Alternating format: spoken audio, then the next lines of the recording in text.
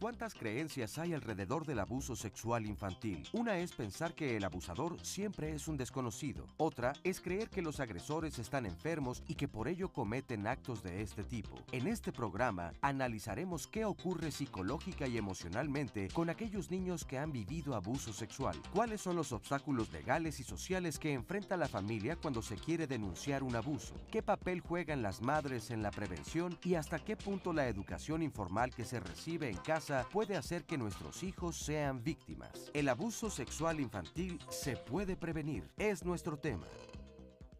Hola, ¿qué tal? Qué gusto saludarte esta mañana aquí desde el Foro de Diálogos en Confianza. Yo soy Cristina Jauregui y el día de hoy vamos a hablar de este tema del abuso sexual infantil y queremos verlo desde esta perspectiva de la prevención. ¿Cómo podemos hacer para prevenir que esto suceda? Porque hay muchos mitos en torno a esto. Hay veces que se cree que el abuso sexual infantil no se comete dentro del hogar o entre familiares, pero parece ser que las estadísticas nos dicen que justamente ahí es donde sucede. Entonces, educar en la sexualidad no solamente tiene que ver con educar en emociones y las partes del cuerpo, sino también en la prevención. Entonces, esto vamos a platicar el día de hoy. Me da mucho gusto estar contigo. Recuerda que nuestros teléfonos ya están abiertos, ya está abierto todo lo que tiene que ver con las redes sociales, el Facebook, el Twitter. Sandy, por supuesto, ya está listísima para recibir todos tus comentarios, cualquier cosa que nos quieras platicar, tus historias, por supuesto. Recuerda que este programa es justamente para ti, así es que bienvenidos esta mañana. Sandy, ¿cómo estás? Muy buenos días a todos, gracias por acompañarnos, a las personas que están aquí en el foro y a toda la gente que nos sigue. Recuerde que también nos puede ver a través de internet en www.canal11.mx/diálogos, para que no se pierda el programa del día de hoy, que como siempre va a estar muy interesante, y ya estamos recibiendo algunos comentarios y también preguntas, Cris. Vamos a irlas respondiendo a lo largo del programa. Claro, por supuesto. Y bueno, le doy la bienvenida, por supuesto, a nuestro público, que todas las mañanas se reúnen aquí para acompañarnos, porque bueno, pues este programa tiene mucho sentido gracias a ellos. Y un poco más adelante vamos a escuchar algunos de los testimonios que vinieron esta mañana a platicarnos, pues cómo sufrieron ellos de abuso sexual cuando eran niños. Y bueno, pues para hablar de este tema teníamos el día de hoy como invitadas especialistas a Rosario Alfaro. Ella es directora de Asexoría ACE. Rosario, ¿cómo estás? Bienvenida. Muy bien, muchas gracias, Cristina, por esta invitación a tu programa. Al contrario, muchas gracias a ti por haber aceptado y bueno, pues importantísimo estar aquí para que podamos difundir la prevención, que es lo más importante, ¿no? Claro. Para que esas encuestas y esos datos paguen. Eso es lo que queremos. También está con nosotros Laura Martínez. Ella es psicóloga y directora y fundadora de la Asociación para el Desarrollo Integral de las Personas Violadas, ADIVAC. Laura, ¿cómo estás? Qué gusto tenerte aquí. Al contrario. Bienvenida. Muchas gracias por la invitación. Gracias por haber aceptado. Y también está con nosotros Carolina Romero. Ella es maestra en psicología clínica por la UNAM y es directora ejecutiva de Reguilete, que es el Instituto de Integración y Estudios sobre la Violencia hacia Niños, Niñas y Adolescentes. Carolina, ¿cómo estás? Bienvenida. Muy bien, gracias. Muy contenta por la invitación y por compartir con mis colegas este tema tan apasionante. Sí, y tan importante de poner sobre la mesa, justamente, y voy a insistir mucho en esto, para poder prevenirlo. Eso es lo que nosotros queremos lograr con este programa, que todos encontremos pues herramientas para que esto sí deje de suceder. Pero bueno, te pido que me acompañes a ver el siguiente testimonio de una mamá. Como sabes, estos temas son delicados, entonces serán en anónimo, pero acompáñame a ver el siguiente testimonio de un caso de abuso sexual, por favor.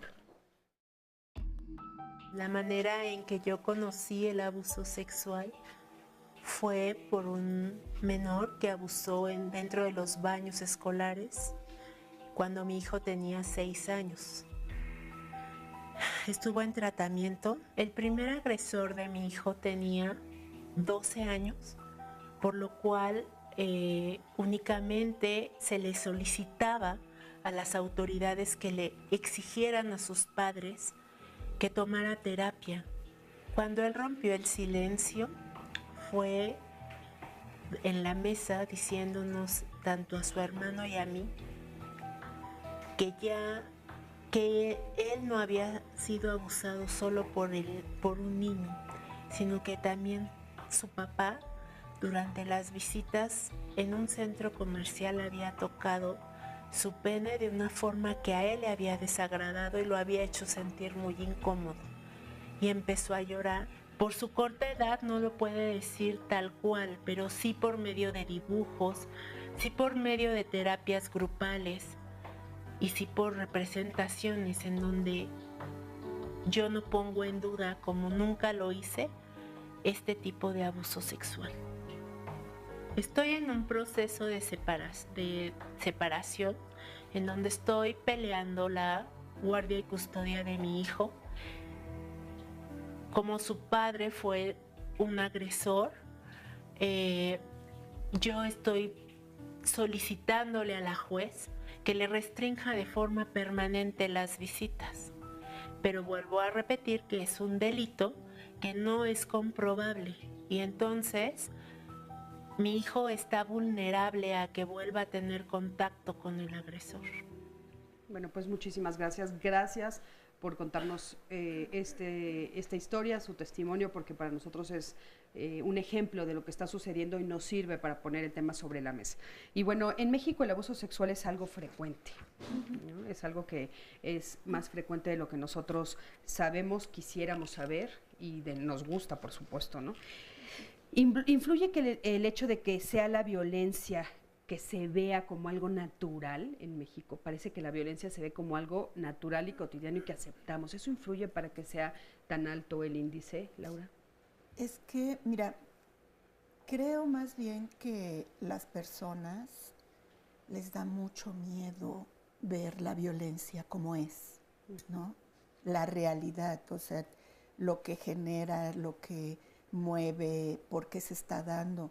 Entonces, a las personas les da mucho miedo decir, es que esto es muy fuerte, ¿no? Eso que están viviendo niños, niñas, personas adultas, es una violencia que desestructura, ¿no?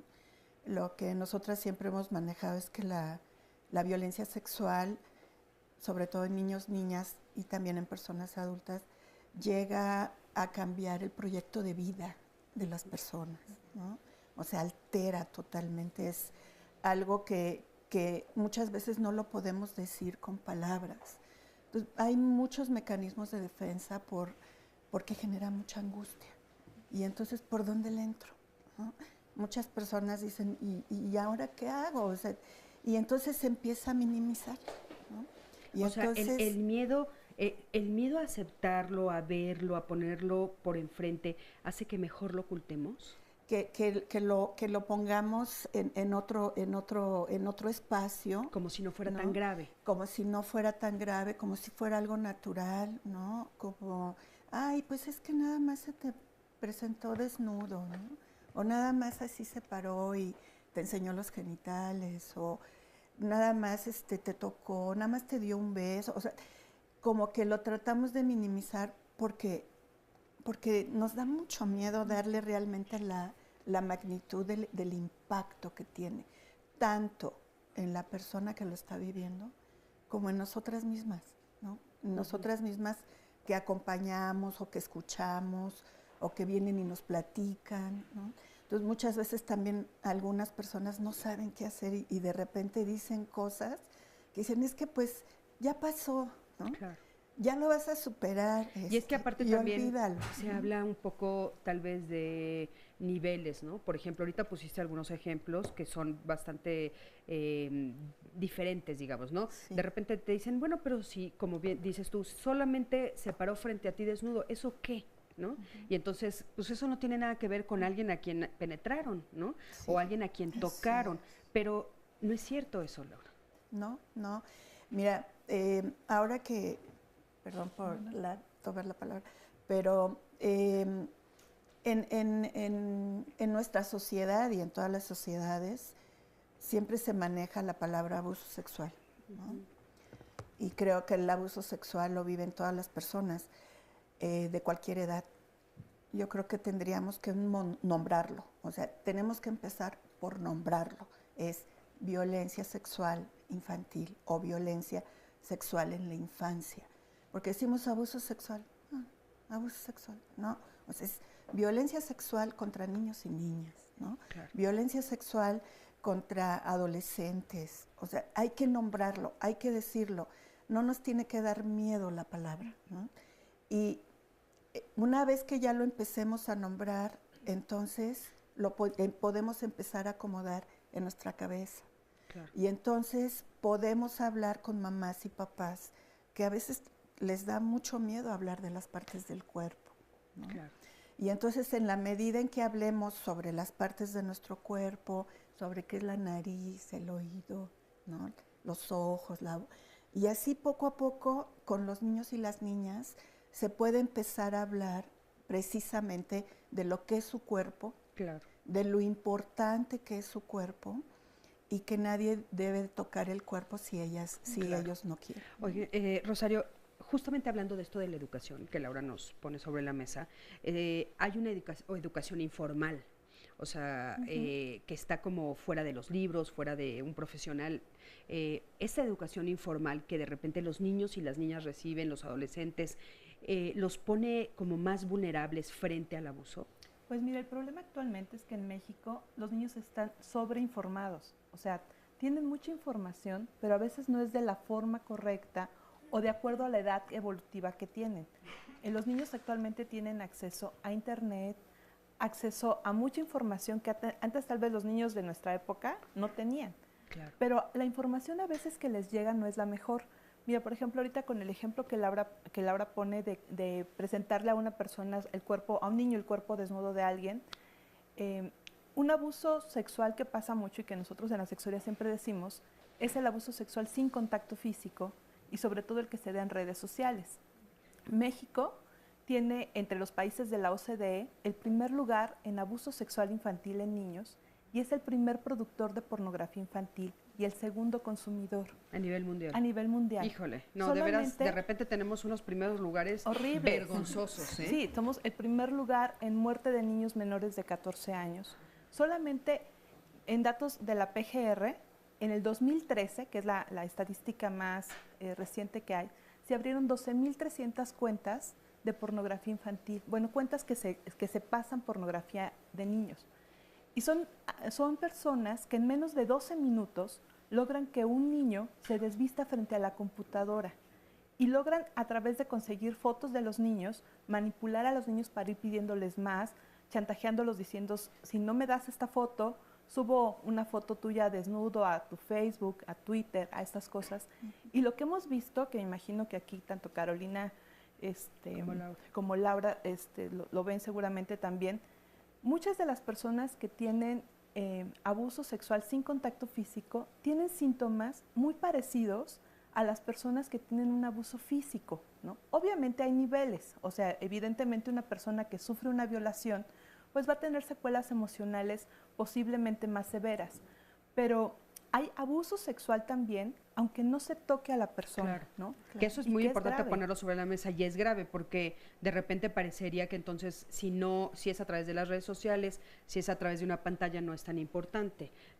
¿Tú qué opinas, Carolina? Si no hay contacto. Incluso he escuchado a muchas personas que dicen, pues no pasó nada, porque no hubo penetración, como si ese fuera únicamente el signo del abuso. Claro. Y lo tenemos desde, como señalaba Rosario, ¿verdad? Sin contacto, miradas que pueden llegar a producir síntomas severísimos, ¿no? Hay una nena con la que estuve trabajando que solamente su papá le miró de un modo extraño y ella ni siquiera lo pudo formular. Yo creo que ahí es más complicado aún, porque ni siquiera puede decir, es que me tocó inadecuadamente, como me han advertido, como tenemos información, ¿verdad? Mis partes privadas, no pasó nada de eso, pero yo me sentí rara, yo me estaba cambiando y entonces él me miró. Y entonces eso lo pueden decir después de largas sesiones de psicoterapia de juego, ¿verdad? Y logran formularlo, ponerlo en palabras. Y esa mirada me hizo sentir incómoda, fue una mirada diferente, una que no reconocí. Porque incluso, qué bueno, como el testimonio que nos dijeron, que lo pueden decir en la mesa con palabras. Claro, Hay pero no es muchas siempre el niñas caso. y niños que no lo alcanzan a formular porque su lenguaje, el idioma de los niños y las niñas es distinto Claro. y lo expresan a través de síntomas. Oye, fíjate, esto que estás diciendo, por ejemplo, en lo que nos acabas de poner, la mirada del papá, ¿no? Hay factores sociales y familiares que podrían ser más propensos a que esto suceda, por ejemplo, el hacinamiento, la pobreza, no sé, algún tipo de la negligencia, los niños abandonados. ¿Eso es más propenso a que exista el abuso sexual, los usos y costumbres, por ejemplo? Sí, aunque yo pondría más el énfasis en los temas de violencia generalizada en la familia. Nos hablaban también sobre el papel de las madres. Efectivamente, como Laura opina, no es las madres únicamente, los padres, las abuelas, las tías, los tíos que están cerca, pero en nuestra cultura sí las madres aún siguen teniendo un rol de cercanía cuerpo a cuerpo con las niñas y los niños. Y finalmente, si ellas no tienen un nivel de, esa palabrita que hoy está muy en boga, empoderamiento adecuado, que puedan tener recursos para prevenir, para detectar adecuadamente. Se quedan ahí como expuestos. Bueno, vamos a ir a un corte, en un momentito regresamos, quédense con nosotros, estamos aquí en Diálogos en Confianza hablando del abuso sexual infantil.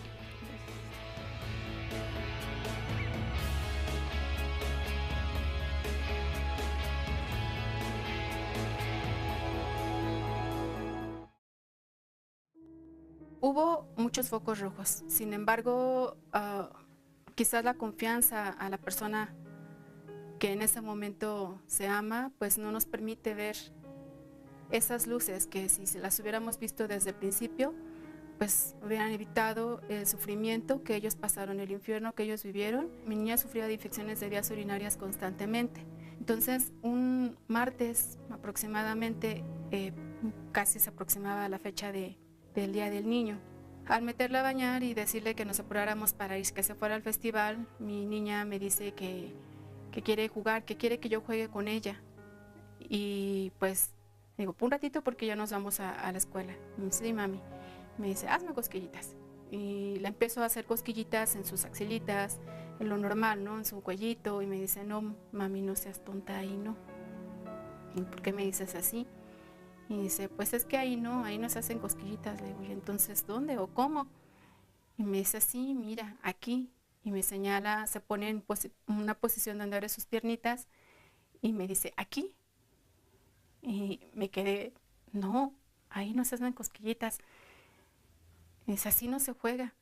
Dice, sí, mami, así me juego con mi papá. Dice, no, mami, a mí sí me gusta, pero cuando lo hace fuerte no. Tú hazme cosquillitas, pero hazme despacito, para que no me duela y no sangre. Porque a mí sí me gusta. ¿Y a qué más juegas con tu papá? Me dice, bueno, también me hace cosquillas y se voltea de pompas, también me hace cosquillas aquí, pero aquí me mete el dedo. Pero no, eso no. Y me dijo, ¿por qué no quieres que juegue así con mi papá? Porque eso es algo malo. Entonces, ¿él está haciendo cosas malas conmigo? Sí. Eso fue el viernes, el sábado, luego se lo enfrenté, lo expusimos. Él dijo que no, que él podía hacer todo lo que yo quisiera, pero que eso no.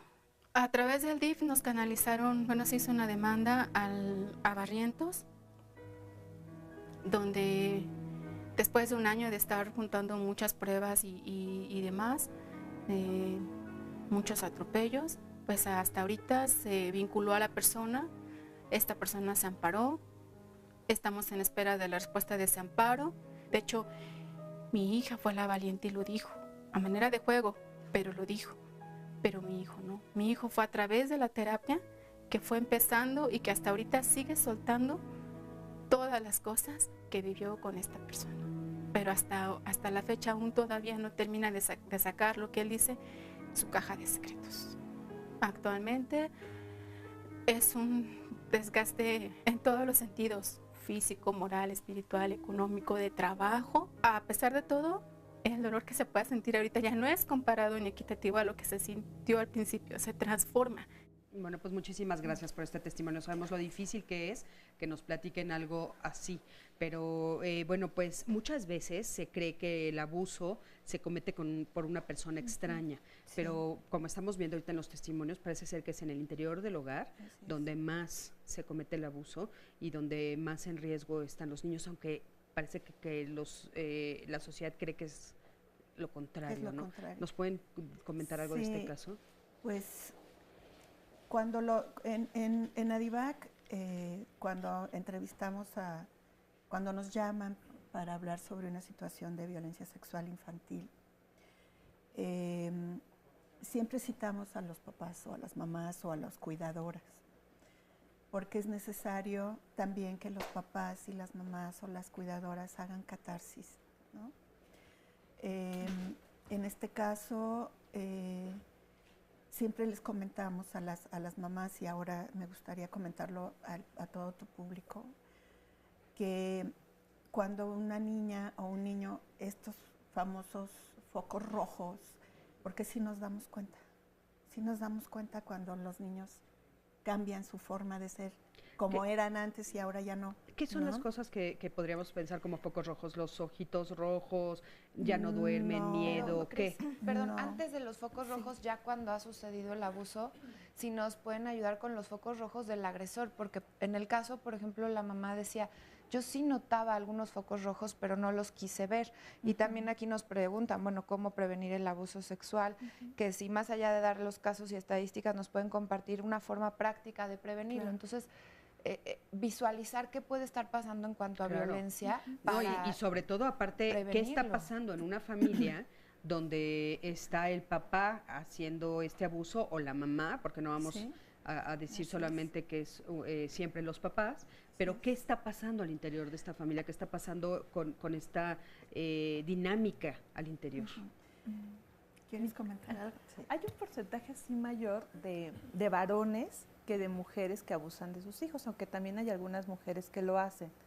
¿Qué señales se pueden ver? Mira, generalmente hay un cambio de comportamiento del niño que es radical, o sea, de cómo era a cómo es ahora, cambia radicalmente el niño. ¿Nos puedes dar algunos ejemplos? Claro, mira, por ejemplo, tiene trastornos de sueño, puede empezar a dormir más o a dormir menos, a presentar terrores nocturnos, puede empezar a tener alguna regresión a cosas más infantiles como chuparse el dedo, padecer eneuresis, que es hacerse pipí en la cama, encopresis, que es volverse a hacer popó en su ropa. El niño empieza a presentar también trastornos de la alimentación, puede comer de más. O sea, en México hay un problema de obesidad infantil alto en niños que está muy ligado a problemas emocionales y a problemas de violencia que sufre la infancia.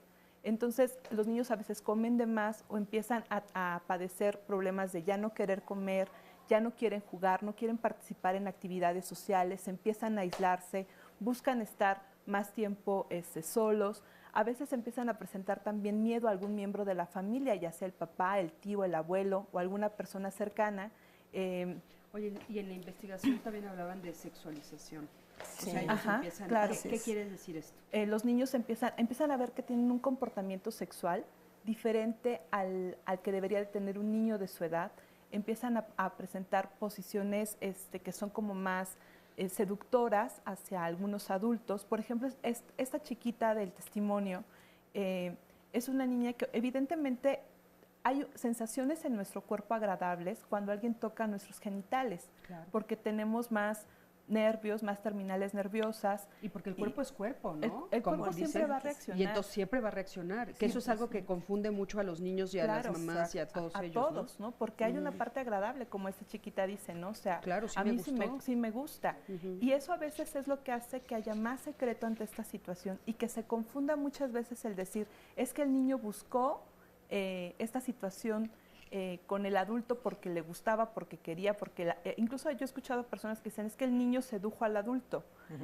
Los niños no tienen una situación de seducción como la que estamos acostumbrados los adultos, ¿no? Claro. Es una forma de buscar, muchos niños buscan cariño, afecto, y evidentemente su cuerpo reacciona ante una manipulación que es agresiva de un adulto. O sea, porque esto, aunque parezca es muy fácil reconocer una caricia agradable, de una caricia o de un toque violento como un golpe, que no te gusta.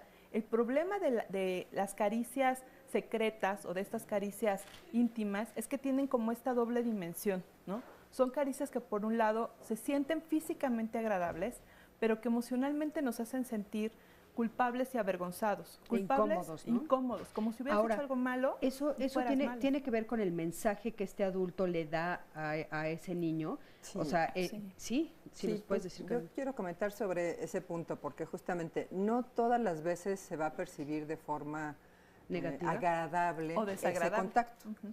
Puede haber muchas ocasiones y yo creo que hay que enfatizar en cuál es la intencionalidad de la persona adulta. No siempre son adultos, hay adolescentes también que cometen el abuso. Y niños, ¿no? También. Y niños. Niños que han sido, digamos... Porque tenemos un testimonio más adelante, vas a ver, de una niña de 11 años que lo hace. Que han sido también víctimas por lo general, o han sido sexualizados de una forma inadecuada, abusiva, y entonces repiten, lo cometen. ¿no? Pero bueno, volviendo al tema, se sexualiza inadecuadamente a las niñas y niños, y los más chiquitos son los que en general no tienen una conciencia clara de lo que está pasando y entonces se acercan a las otras personas, y así es como se puede detectar. Y efectivamente hay muchas cuestiones. O sea, se acercan buscando la sexualización, o sea, se acercan buscando que los toquen, porque ya los tocaron y en algún momento les gustó, a otros por supuesto no, porque también hay violencia en el abuso sexual, porque ¿no? ellos mismos Yo se creo tocan. que es como muy mismos importante ver el aprendizaje, ¿no? Y como el ensayo y error que puede estar pasando. Y algo que comentaba Sandy de los violadores, ¿no? Los violadores identifican entre todos los niños y niñas a quién me le puedo acercar. ¿Quién está vulnerable? ¿Quién está como más vulnerable? Por eso también les mandamos mensajes a los papás, ¿no? Si hay focos rojos, aparte de lo que dijo Rosario, está el que muchas veces los niños o las niñas ya no quieren ir a la escuela porque algo está pasando en la escuela, que puede ser un maestro. ¿Pero qué pasa cuando están en su casa, Laura? Y cuando están en la casa, o sea, hay aguas, porque es lo que yo les decía en un principio, o sea, no, eso no puede pasar en mi casa, ¿no? Y está pasando. Claro. Ve con tu tío. No quiero. Ve con tu tío. Si siempre estás con tu tío y quieres mucho a tu tío y es el tío más querido de toda la familia porque juega con todos los niños, ¿no? Sí. Y entonces resulta que le dice la niña, no, mamá, no quiero ir porque me mete el dedo, ¿no? Y entonces las mamás le mete el dedo. ¿En dónde? ¿En el oído? ¿En la nariz? O sea, no piensan otra cosa. Ok, no, y tampoco se trata de ponernos paranoicas, ¿no? De decir, es que no. Pero atentas, ¿no, Laura? Hay que investigar. Sí, hay que investigar. Porque, por ejemplo, yo supe de un caso donde el tío les ponía películas pornográficas y a veces las tapaba con películas de Disney. Y entonces cuando subían los papás estaban viendo películas de Disney. Si iban los papás y era una película pornográfica. No los tocaba, pero les estaba exponiendo a eso. Oigan, tenemos un testimonio del público. Adelante, gracias por estar aquí, bienvenida, buenos días. Y cuéntanos, ¿tú sufriste de abuso sexual?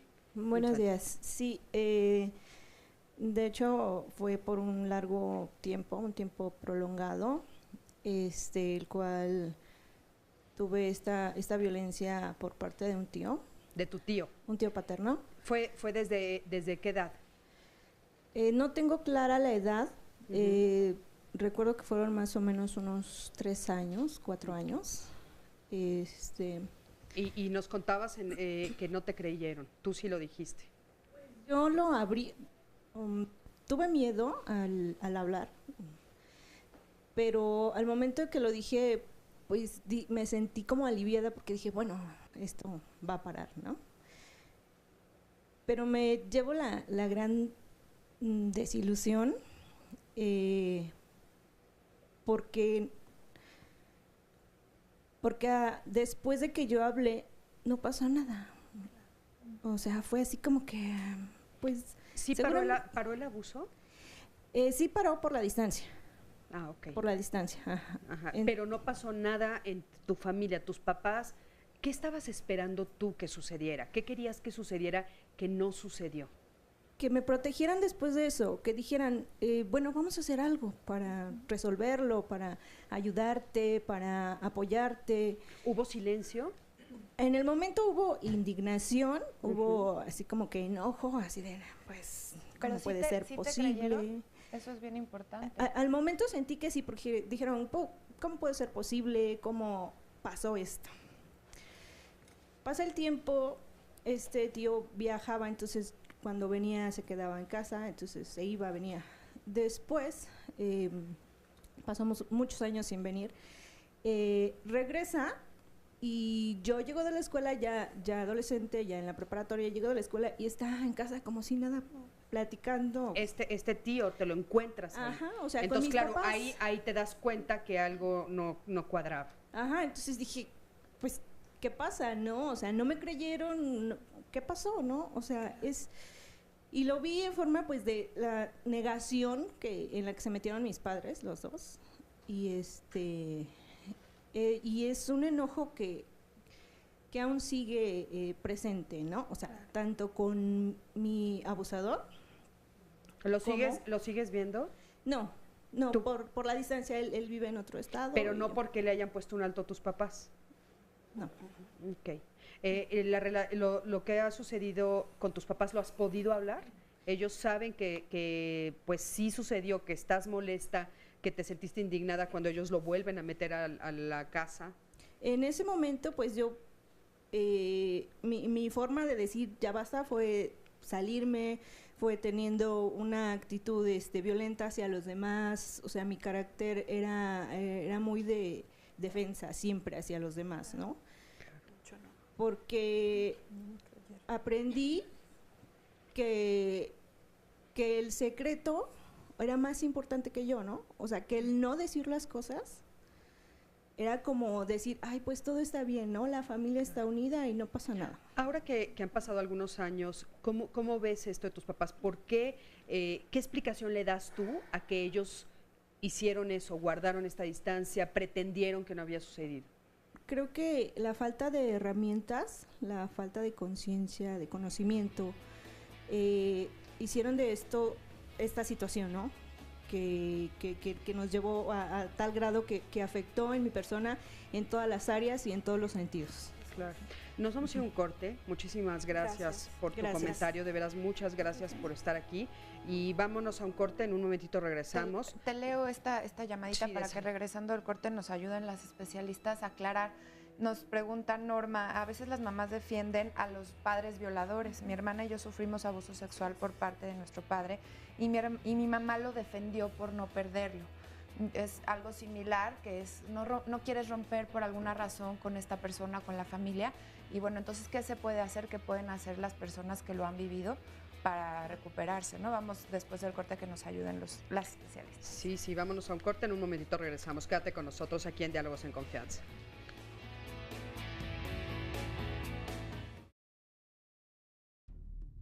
Hablar con los niños del abuso sexual infantil puede resultar complicado. Por ello te recomendamos el libro Eres valiente, di lo que sientes, de Marta Cecilia Rendón Muciño, en donde a través de dibujos conoceremos la historia del perrito Guyus, quien es abusado por su tío Terry. ¿Qué sentimientos tiene Guyus? ¿Qué decisiones tiene que tomar para poder evitar el abuso? Si tienes hijos, esta es una buena opción para ellos.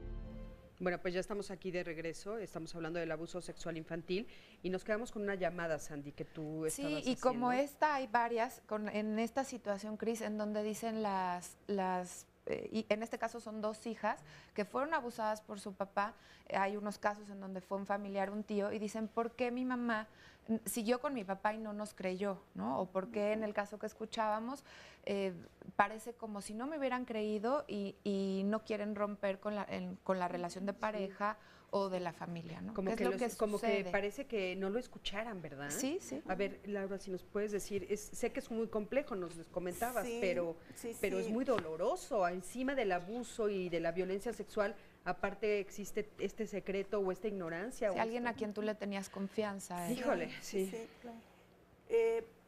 Algo que comentabas, el testimonio hace un momento, o sea, sí como que sí se revuelve, ¿no? Las emociones, se revuelve todo.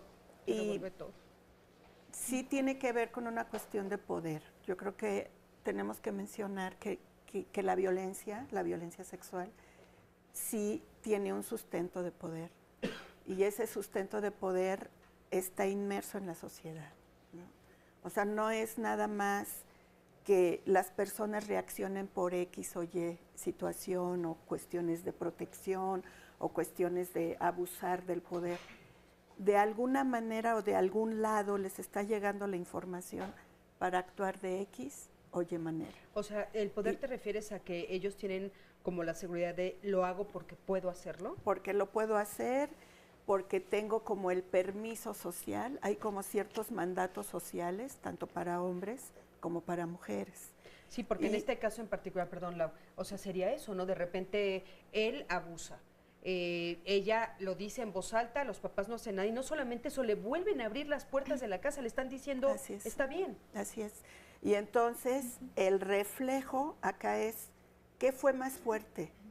¿Lo que me hizo este tío o la falta de apoyo y de conciencia de lo que pasó, de que no debe de pasar? ¿Hay algo que sea más fuerte? O sea, ¿sí podríamos decir qué es más fuerte? Mira, entre lo que hemos nosotras vivido, porque está la victimización secundaria, que se está manejando mucho también, y que se maneja mucho dentro de la casa, con los familiares, pero esta victimización secundaria también se maneja en las instituciones, ¿no?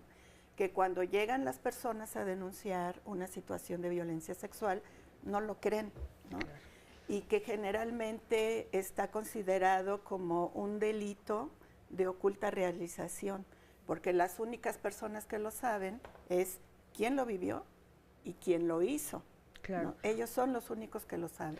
Entonces, no se le da la credibilidad, o sea, no se le cree a la persona que realmente lo vivió. Sí, ¿no? Pero bueno, es así como no se preguntan qué está ganando con decir algo tan terrible, ¿no? Mira, aquí Araceli nos dice, mi abuelo materno me manoseó, mi padre también abusó de mí sexualmente a los 13 años, hubo focos rojos que le avisaban a mi mamá, le decía que a una niña le pasaba eso, cuando dije ya no quiero que me toquen ni me golpeen, mi mamá prefirió a mi papá y me corrió de la casa. Estudié, tuve un hijo, no pude tener pareja y dice, bueno, ella coincide en que el abuso sexual sucede con los familiares y bueno, pues es su caso. Oye, y un poco ahí nos demuestra lo que ellos nos dijeron los especialistas, ¿no, Sandy? De les destroza todo el proyecto de vida. Y estábamos platicando hace ratito, antes de entrar al aire, de lo que sucede con el sentimiento de las mamás. Retomamos eso para ver por qué una mamá no defiende en este caso a su hijo, por qué prefiere a lo mejor quedarse con la pareja o con el abuelo, del lado del abuelo. Rosario, ¿sí? Yo creo que hay muchas causas por las cuales una persona hace estas cosas, ¿no? O sea, creo que no podemos decir es solo por esto.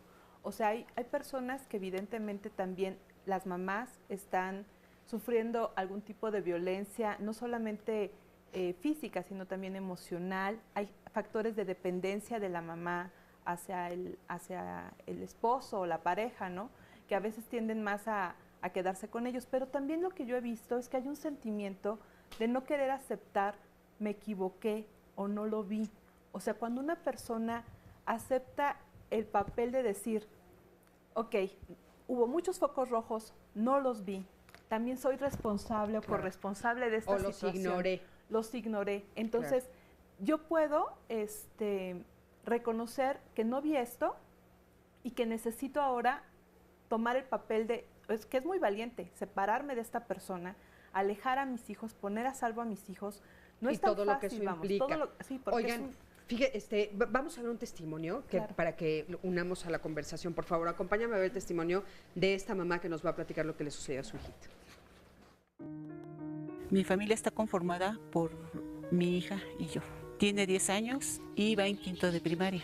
Vivíamos con la familia de mi pareja y una de sus primas de mi hija tenía en aquel entonces 11 años y mi niña tenía 6 años y fue abusada sexualmente por la prima. Me doy cuenta del abuso porque mi niña se empezó a orinar, a espantarse se levantaba espantada, ya no quería ir a la escuela. Fueron muchos cambios en ella.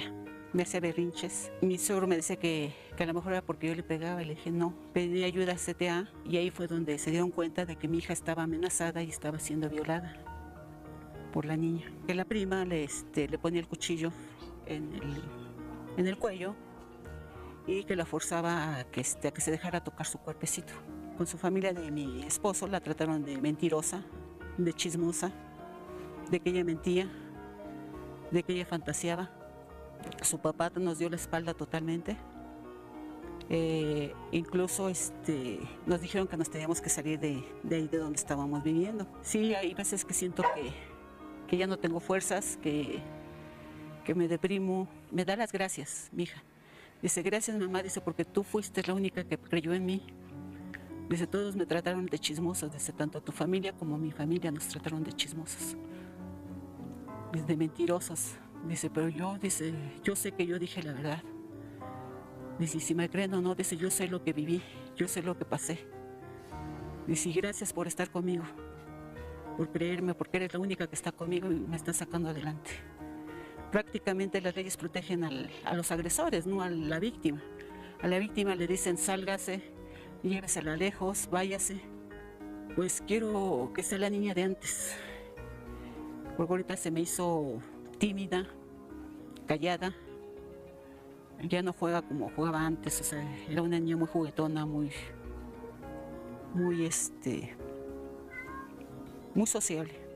Y sin embargo, pues a consecuencia de todo esto se me volvió muy callada, muy insegura. Muchísimas gracias por este testimonio y bueno, aquí tenemos como varias dudas porque estamos hablando de 2 menores de edad, ¿no? Sí.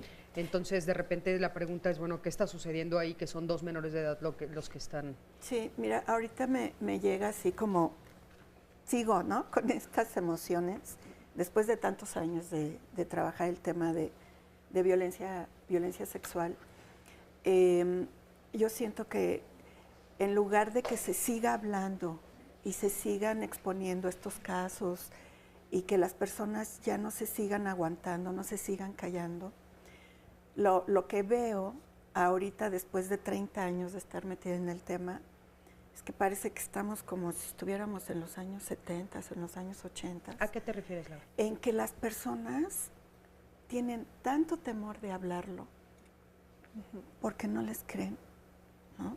O sea, sigue todavía sin creerles a las personas lo que vivieron, ¿no? Claro.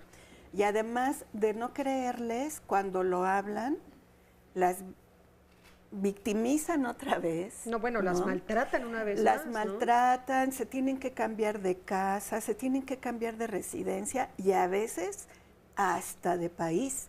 Y ahora con la violencia, esta nueva violencia cibernética, pues a donde quiera que se vayan, llega la violencia a donde quiera que estén. Yo me preguntaría exactamente eso. ¿Qué es lo que tenemos que hacer distinto? ¿Por qué no dejamos de mirar lo terrible que es? Eso lo tenemos sumamente claro. Y vemos qué nos ha faltado. ¿Por qué no ver?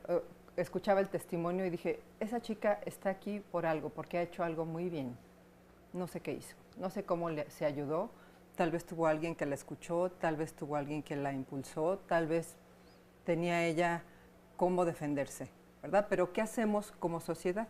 No le podemos dejar únicamente a las familias y a las madres en particular todo el peso, la responsabilidad. Claro. ¿Cómo vamos a entrar las instituciones, las asociaciones civiles, la escuela? Y hablando justamente de eso, Karina, por ejemplo, ok, ya lo sabes, ¿no? Como en el caso de esta mujer. ¿Cuáles son las recomendaciones? O sea, hay que encarar al agresor, hay que mandarlo llamar, ir a una institución, ir a la policía. ¿Cuáles son los pasos que esta mujer tendría que seguir para que entonces sucediera algo? De inicio, me parece muy importante escuchar a la persona que sufrió la agresión. Dar la atención. Así tenga 3 años, 4, los años que tenga, ¿verdad? Y en todas las edades. ¿Qué quiere y qué necesita? No necesariamente esa va a ser la intervención únicamente, ¿verdad? Porque tal vez dice, no, yo no quiero que mi tío se vaya de acá porque lo quiero mucho y porque me ha dado afecto y me ha dado otras situaciones. ¿Cómo vamos a abordarlo? O con esta niña de 11 años, ¿va a ser suficiente con que le enviemos a una cárcel de menores, ¿verdad? Menores en conflicto con la ley penal. No Bueno, es suficiente, eso- hay que hacer intervenciones distintas. Eso no se puede hacer. No se o puede. sea, por la edad. ley de derechos de la infancia. A ¿no? ver, pero entonces hay hay una, adultos, hay pero una responsables. protección. Sí. Exacto. Pero lo ideal Acá el trabajo, yo creo que bien importante es este trabajo, no sé si suene trillado decirlo, este trabajo interdisciplinario. O sea, sí es necesario trabajar con la mamá. O sea, en Adivac trabajamos con toda la familia y con las personas que lo han vivido. Cuando se puede, ¿no, Cuando Laura? se acercan. Cuando se Cuando acercan. se acercan, que eso es lo que nosotros recomendamos, que se acerquen, ¿no? Pero tenemos mucha lista de espera, ¿no? Tenemos mucha demanda. Entonces, Y aparte también, como este caso, esta señora dice, me corrieron. O sea, nadie me cree, no va a ir toda la familia. Si la familia está diciendo, no es cierto, son unas mentirosas. Y otro aspecto Así es eso de los mentirosos. Nos pregunta aquí un anónimo, ¿cómo saber si los niños dicen la verdad o no? Ella se lo pregunta así, dice, mi nieta dice que su padrastro abusó de ella, eso fue a los 12 y a los 7 que su primo la violó. Pero cuando creció, al ver besar a sus padres, dijo que su padrastro la había abusado. Tenía 12 años y ahora 14. Y dice, ¿cómo puedo saber que está diciendo la verdad? Porque mi hijo y su esposa ya se separaron por este problema. un niño y una niña con signa nunca mienten en relación a una situación de violencia sexual. Nunca. O sea, si un niño o una niña te están diciendo, me hizo esto, o me pasó esto, o vi esto, o me enseñaron esto, o me hicieron que hiciera esto otro con los genitales de las personas, o sea, los niños son muy literales. Si tú le dices a un niño o a una niña que van en un taxi, si te duermes, te voy a dejar con el taxi, el niño o la niña literalmente dicen, me va a dejar en el taxi, ¿no? Entonces, los niños, cuando te lo dicen que te les tocaron su cuerpo, Claro. o Oye, Laura, pero esto, hay que creerles. hay Eso, que creerles. Eso es bien importante decirlo. Bien Ahora, importante. tenemos aquí, hemos tenido muchos programas sobre alienación parental y muchos están diciendo es mentira. Esos niños La sí alienación parental, si nosotros revisamos lo que dice la alienación parental, que ya la están tipificando, Ya está. va en contra de la Constitución, del artículo número 1 y del artículo número 4, que tienen que ver específicamente con los derechos que tienen hombres y mujeres de cualquier edad en nuestro país. Ujú. Y la alienación parental va en contra de los mecanismos internacionales de derechos humanos de niños, niñas y de mujeres. Sí, no, entendemos que la alienación parental, sí sabemos lo que significa, pero dicen, o sea, lo que se está diciendo mucho afuera es, muchos se están escondiendo de los abusos que realmente cometieron, o sea, hombres y mujeres, ¿no? De repente es que mi hijo está diciendo que yo abusé de él, sí. pero no es cierto, es alienación. Su mamá se lo metió en la cabeza, no es real. No. O sea, nosotras hemos hecho muchos informes psicológicos para O sea, el tribunal. cuando un niño lo dice, Es cierto, un niño no puede mentir. y si un niño mintiera, un especialista lo nota, ¿no? Luego te das cuenta. Luego te das cuenta. Luego. Eso es bien importante Claro. decirlo, porque ha habido mucha confusión y nos han hablado mucho aquí diciéndonos, bueno, es que no es cierto, todo lo que está diciendo su mamá se lo metió a la cabeza, pero no es verdad, los niños fácilmente lo dicen. Yo creo que es un terreno muy delicado el que acaban de tocar, porque por algo se practica en México una herramienta para empoderar a las familias, a las niñas, a los niños, que es el peritaje psicológico. Un peritaje psicológico que no significa que vamos a llamar al niño o a la niña 3 horas a que nos diga y a que nos confiese, sino que con las herramientas necesarias de juego, de escucha, pueda ir diciendo lo que ha pasado. Lo que ha pasado. Regresando te voy a retomar porque vamos a un corte para que nos expliques exactamente quédate con nosotros, en un momentito regresamos. ¿Por qué hay juegos entre adultos y niños que a veces nos hacen sentir mal? ¿Por qué nuestro cuerpo puede mandarnos señales cuando algo no está bien? ¿Cómo podemos saber si lo que nos está pidiendo un adulto nos puede poner en peligro? En el libro Ojos Verdes aprenderemos que no todos los juegos y secretos son buenos. De hecho, a través de la historia de Alex, veremos que los niños, por muy pequeños que sean, cuentan con habilidades que les pueden ayudar a saber cuando algo no está bien. Este libro lo puedes consultar en línea en la siguiente dirección.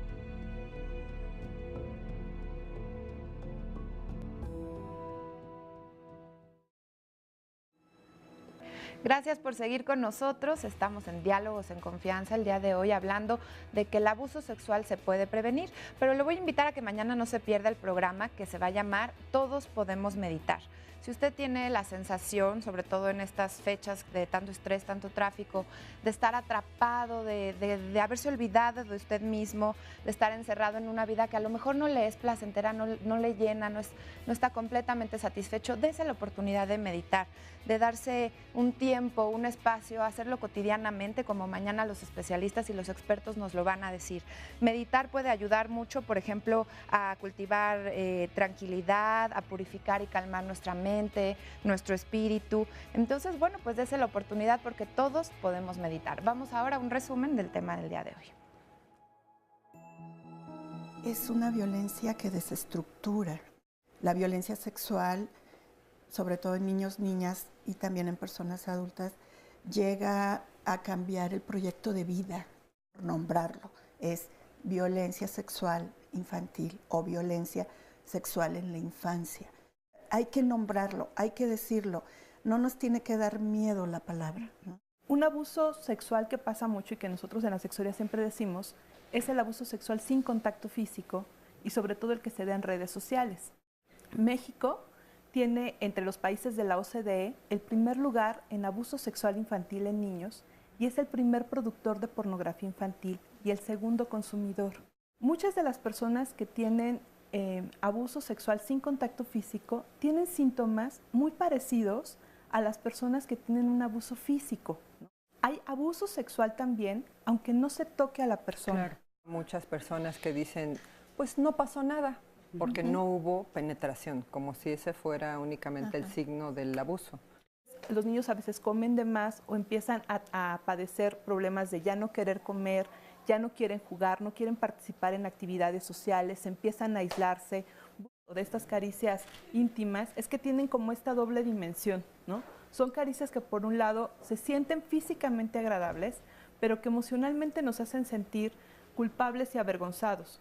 Los violadores identifican entre todos los niños y niñas a quién me le puedo acercar. Muchas veces los niños o las niñas ya no quieren ir a la escuela porque algo está pasando en la escuela. Zoila Ríos Coca y Rosario Sánchez Pacheco nos traen el texto Así no se vale, libro pensado para los niños de 3 años en adelante, en el cual aprenderán medidas básicas de seguridad para prevenir el abuso sexual. Bueno, pues ya estamos aquí de regreso y Carolina, nos quedamos justamente hablando esto del peritaje, ¿no? Que a través del peritaje ustedes pueden ubicar si realmente sucedió o no sucedió el abuso del que se habla. Mira, incluso a nivel del peritaje ha habido un desarrollo bastante interesante. En una época, por ejemplo, se utilizaban muñecos sexuados. Ahora se sabe que no es adecuado porque puede sugerir temas sexuales a un niño o niña que no está habituado a hablar de que el pene o la vulva tienen ese nombre. Entonces, es muy sutil la forma en que se debe una de aproximar, desde construir una relación de confianza con esa niña o niño, ¿verdad? Para que podamos escuchar lo que tiene que decir. Hay herramientas psicológicas, se utilizan, ninguna está hecha específicamente para ese tema, pero bueno, nos dan alguna información de utilidad y yo creo que mucho tiene que ver con pues, el talento, la oportunidad y la confianza que se va desarrollando, porque no necesariamente te lo van a decir. Existe algo que se llama síndrome del secreto, y que es justamente lo dicen, pero cuando ven la reacción social o familiar que está generando eso, que nos vamos a quedar sin casa, que se va a Sí, mi ir, papá que lo lo van van a a meter a meter la a la cárcel, cárcel. etcétera, pues entonces dicen, no, no fue él, Aquí no fue nos así, dice fue un menos. Twitter, trabajé en un juzgado penal y me tocó casos de madres que llevaban a sus hijos menores a desistir o a liberar al padre, a decir que lo que habían dicho no era cierto. Eso no se puede. A mí me gustaría retomar lo que comenta Caro, lo que Sí. tú preguntas del peritaje. En México y sí hemos tratado de ver que haya una certificación de peritos. Ahorita quien está haciendo peritajes es el INCIFO, antes era el CEMEFO, ahora es el INCIFO, ya es un instituto. Y ellos, entre comillas, dicen que son los especialistas, que tienen especialidad para hacer peritajes de violencia sexual y violencia familiar. Lo hacen en media hora, máximo 1 hora, ¿no? Y ya la perito dice, generalmente son mujeres, que los niños no vivieron violencia sexual y que les recomiendan tomar 5 sesiones o 6 sesiones de terapia. Un peritaje, tanto de violencia familiar como de violencia sexual, y a nosotras nos las han solicitado en el tribunal, nosotras pedimos 20 sesiones de 1 hora o de 2 horas con el niño, con la niña y con los familiares. Y hasta entonces, Pueden con decidir. un modelo, nosotros tenemos un modelo que trabaja puntualmente el abordaje de la violencia sexual infantil, que ganamos el premio UNICEF afortunadamente con ese modelo. Felicidades. Qué padre. Con ese modelo, nosotras podemos detectar y determinar si realmente el niño está o la niña está o no están viviendo violencia. Qué importante, Sí Laura. se puede. Claro, ¿no? pero qué importante lo que dices, porque entonces no es inmediato, No o es sea, no en inmediato. 1 hora lo puedes saber. Aparte, como ustedes bien nos han estado diciendo, a veces cuesta mucho trabajo decir la verdad Así y no lo es. vas a decir en 1 hora. Tenemos un testimonio del público. Bienvenido, muchísimas gracias por estar aquí. Tú nos vienes a platicar sobre algo que le sucedió a tu hija. Sí, a mi hija, pero son 2 testimonios porque a mí también Por me favor, pasó. adelante. O sea, también nosotros los hombres somos abusados Claro. sexualmente. ¿sí? ¿Tú fuiste abusado? Sí, tenía 3 años. 3 cuando años? sucedió. ¿Puedes acercar un poquito el micrófono Sí, para que te y escuchemos mejor? De ahí, pues lo doloroso es precisamente de que era mi hermana, mayor 3 años que yo, ¿Qué edad tenías tú? 3, ¿Y ella tenía 6? 6. Y ella abusaba de ti Sí, sexualmente. y de ella abusaba mi primo, el mayor. Él era mayor 2 años que ella. O sea, que tu primo tenía 8. Sí. Era una cadenita de abusos. Una cadena de abusos y que no supe quién fue el adulto que comenzó, porque eso lo inicia un adulto. Claro. Lo digo porque mi hermana falleció hace 11 años. Mi primo se suicidó. El 16 de diciembre cumple 2 años. Y la cadena se sigue, ¿no? Ahora con mi hija. ¿Por qué? Porque se quedan secretos de familia. Esos secretos de familia que no se exhiben, se aprende a que no pasa nada. Claro. Los abusadores sexuales van corriendo la voz, pues no pasa nada.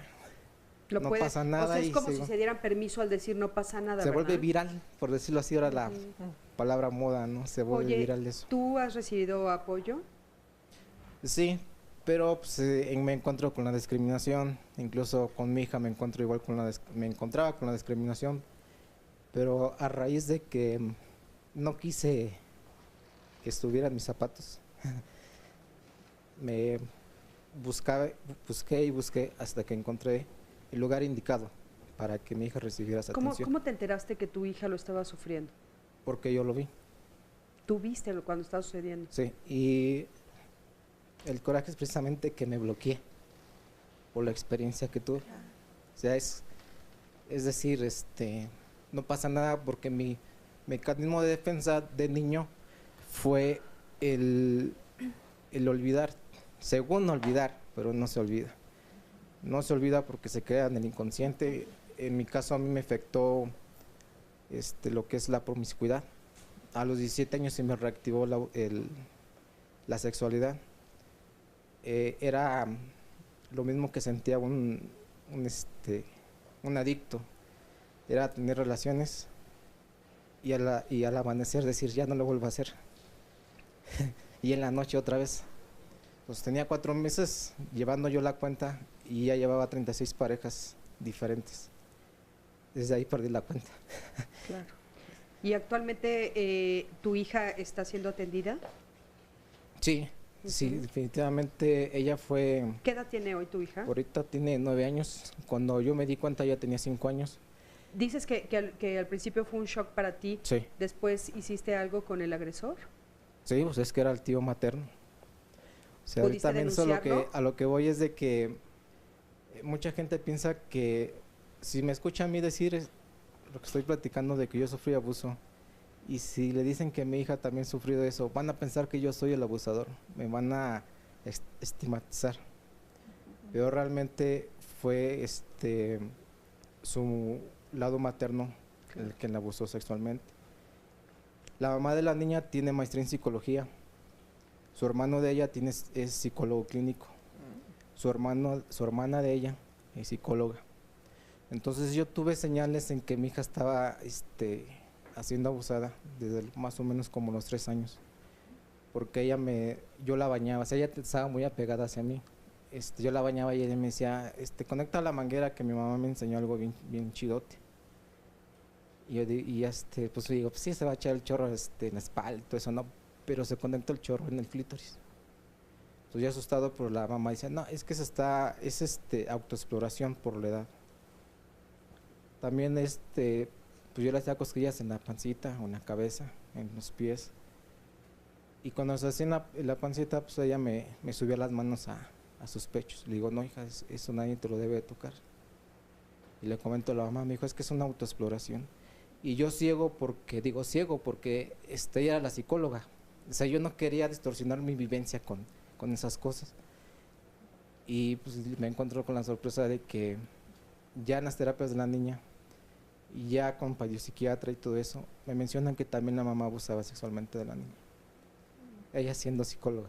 Bueno, actualmente tu hija está contigo. Está conmigo. El detalle es que como yo soy discriminado precisamente por mi sexo, porque la mamá tiene la custodia. No me quisieron dar la custodia porque la madre es la persona más idónea para el cuidado de los hijos. Entonces así me amenazaron en su juzgado familiar. No me dejaban ver a la niña hasta que yo firmara el convenio. Y si no firmaran ese mismo día de la audiencia el convenio, iba a tardar el juicio hasta 3 años. 3 años en que yo no iba a saber cómo se encontraba mi hija, ¿no? Y me da mucho coraje porque a los 6 meses que se hizo eso, fue cuando retuve a la niña. O sea, yo ilegalmente la tengo retenida. Entonces, lo hubiera hecho antes. ¿Por qué lo hizo? Porque ella tenía una mordida en su mejilla cuando empezaron las convivencias. Yo le dije a la niña, ¿qué pasó? Es que mi tío Jorge me mordió. Le digo a la mamá, pues tú bien sabes lo que hacía. Le digo, ya no se vivía en tu casa, ¿por qué lo permites otra vez que regrese? Y le digo, ¿qué es mi casa? Entonces ella dijo, no, es que apenas me estoy dando cuenta, si ya me voy porque ya comenzó el tiempo padre y madre, ¿no? Digo, padre e hija. Entonces voy otra vez al Ministerio Público y ahí le ruego, así con esas palabras le digo al Ministerio Público, póngame faldas, por favor. La vez pasada no me hicieron caso, póngame faldas y hágame caso. Y fue así como me hicieron caso, levantan denuncia, le hacen peritajes y resulta que sí había abuso. Y ahí la niña en su declaración dice, mi mamá sabía, pero no decía nada. Entonces, muchísimas gracias. Entonces desde ahí la retengo todo eso.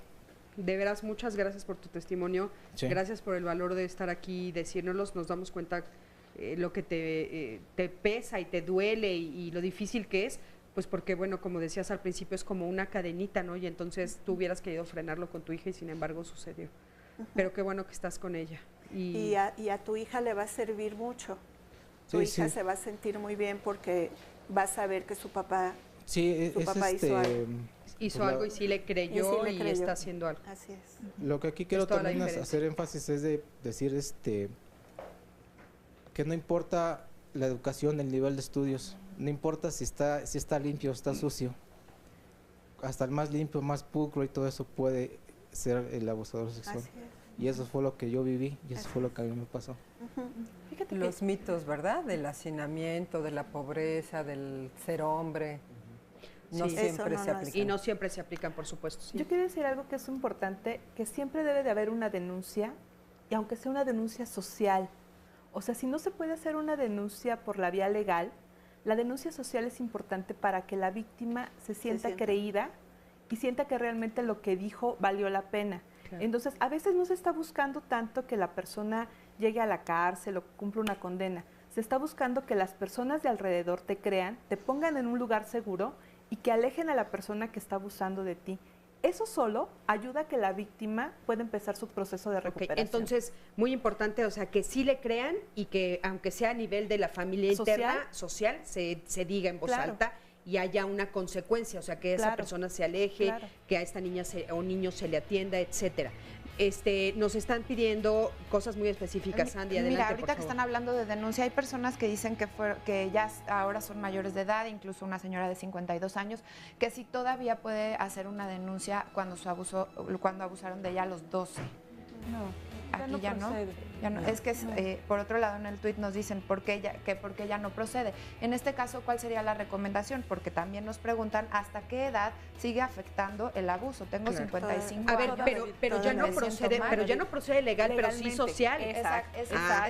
Entonces lo puede decir socialmente y que la familia se entere. Y trabajarlo también. Entonces, ahorita regresando les leo más. No, pero vamos a un corte en un momentito, regresamos. Quédate con nosotros.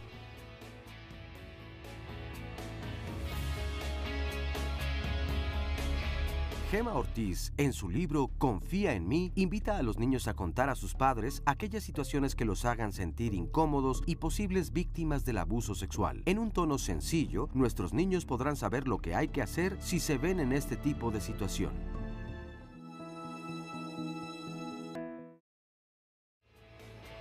Continuamos en Diálogos en Confianza y en este momento, como todos los martes, le voy a presentar las fotografías de las personas que han desaparecido. Por favor, preste muchísima atención. Si tiene algún dato que pueda ser útil, que pueda aportar para que ellas se reúnan con sus seres queridos, no duden en comunicarse a los teléfonos que aparecen en pantalla. Primero vamos a ver la fotografía de Cristian Eduardo Miguel Crisóstomo, quien se extravió en Barrio del Refugio, en municipio de Tequixquiac, en el Estado de México, el 6 de julio del 2014. Es Cristian Eduardo Miguel Crisóstomo, ahí vemos su fotografía. Este joven se extravió en Barrio del Refugio en el Estado de México, le digo, desde el año pasado, el 6 de julio del 2014. Vamos ahora a ver una siguiente fotografía de Rocío Itzel Mendoza Morán, quien se perdió en calle Aconcagua número 92 en Ampliación Benito Juárez del municipio de Naucalpan, en el Estado de México. Esto fue el pasado 14 de noviembre en este año, 14 de noviembre del 2015, ya le habíamos mostrado esta fotografía. Por favor, preste muchísima atención a esta jovencita, Rocío Itzel Mendoza Morán. Una fotografía más, le muestro la imagen de Sergio Núñez Acosta, quien se extravió en calle Altamirano, número 184, en el barrio de San Mateo. Esto está en el municipio de Metepec, en el Estado de México. Observe bien sus rasgos, sus características. Él se extravió el pasado 25 de septiembre, en este año también. Es Sergio Núñez Acosta. Por último, le muestro esta última imagen que corresponde a Luis Prado Solís. Él se extravió en la Central de Camiones del Norte, esto en la colonia Magdalena de las Salinas, en la delegación Gustavo Amadero, desde el 4 de septiembre del 2013. El señor Luis Prado Solís, ahí veíamos su fotografía. Gracias por su atención en este segmento tan importante y vamos a continuar con el tema, Cris. Nos quedamos hablando de que si ya no se puede levantar como tal una denuncia, pero sí se hablaba de la denuncia social y yo les comentaba el caso de Verónica que pregunta ¿hasta qué edad sigue afectando un abuso? Tengo 55 años, estoy casada, pero aún me sigue afectando. Desde que tenía 6 años fui abusada por 2 familiares. Y dice, odio a mi mamá porque no se lo pude decir. Y por otro lado, siento asco hacia mi esposo cuando estamos en la intimidad, me vienen estos recuerdos. Todavía puedo recuperarme, se pregunta. Y también nos pregunta un anónimo, mi hija tiene 18 años, ella sufrió abuso, me lo confesó apenas hace algunos meses, ella no quiere que se lo diga a su papá, ¿qué me recomiendan hacer los especialistas? También es un caso en donde ya pasó mucho tiempo. Es muy importante que entre a terapia. La violencia sexual nunca se olvida, nunca, aunque entres a terapia, nunca lo vas a olvidar, pero sí te empieza, como se dice vulgarmente, a caer el 20 de muchas cosas. ¿Se puede superar? Superas ciertas cosas, ¿no? O sea, porque es que algo que nos están preguntando mucho afuera es, o sea, sí hay esperanzas. Una persona que se atiende y que sí sigue un proceso, sí puede después vivir una vida plena, sexualmente hablando, tener pareja, etcétera. Yo creo que la herida es una puerta de entrada al conocimiento de uno mismo. Y que aunque esta situación sea muy difícil, es una situación que es una cosa que pasó, pero no eres tú. El problema del abuso sexual es que a veces se vive con sentimientos de vergüenza, que es diferente a la culpa, pero la culpa es como algo malo que yo hice. Claro. Y la vergüenza es algo malo por lo que yo soy. El abuso sexual deja esta como huella de sentir que tú estás inadecuado, que eres malo. Porque de alguna manera seduciste y provocaste eso, ¿no? Pero, oigan, no pero se también puede recuperar y no es un producto dañado. Pero también se Eso vive es la importante. culpa. Entonces, algo que se hace en el trabajo ya especializado de la violencia sexual es como desarticular o como deshacer la sensación de víctima. Por eso no les llamamos víctimas, ¿no? Tal vez lo fueron en el momento, pero cuando tú empiezas a desarticular esas sensaciones, que no todas las personas van a responder igual, porque la respuesta va a estar en función de tu estructura de personalidad, de quién te agredió y de dónde fue, y de la respuesta de tu entorno social, ¿no? Y de cuánto duró, ¿no?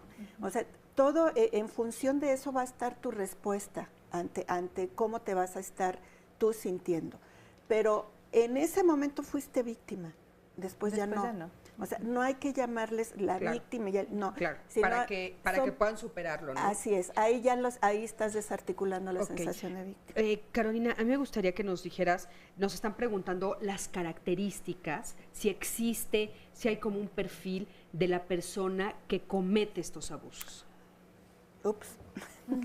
A mí me gusta la definición, una definición muy viejita de un autor, Finkelhor, aunque no sea mexicano, me parece que ha trabajado mucho.